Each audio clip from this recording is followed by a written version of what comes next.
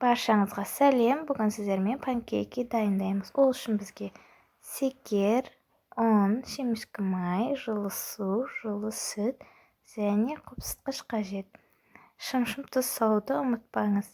Ең бірінші құрғақ ингредиенттерді араластырамыз.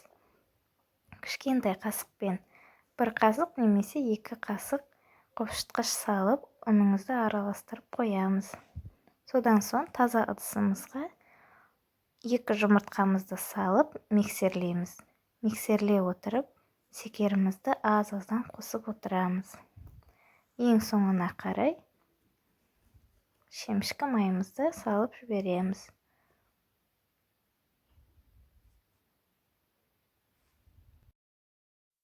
Жылы суымыз бен жылы сүтімізді араластырып, жұмыртқалы массамызға құямыз.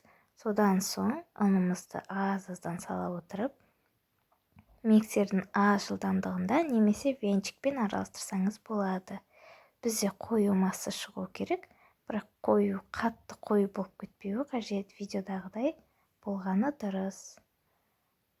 Барлығын болғаннан соң ұнымыздың комочкалары қалмау керек, мұқият араластырамыз. Осылайша ұнымызды аз-аздан сала отырып, мұқият араластырамыз. Бізде қою масса болып шығуы керек. Мінекей, бізде осындай масса шығады. Содан соң қызып тұрған отымызды, табамызды ең біріншісінде майлаймыз. Содан соң майлауды қажет етпейді. Бір ожаудан сала отырып, панкейкіміз піскен уақытта бетіне осындай пузырькалар шығады. Сол кезде екінші жағына аударып пісіресіз. Осылайша біздің дәмді панкейктер дайын болады. Міндетті түрде дайындап көріңіз, сізге ұнауы тиіс. Менің видеомды соңына дейін қарағаныңыз үшін рахмет. Егер сізге видеом ұнаса, бағалап кетуді ұмытпаңыз.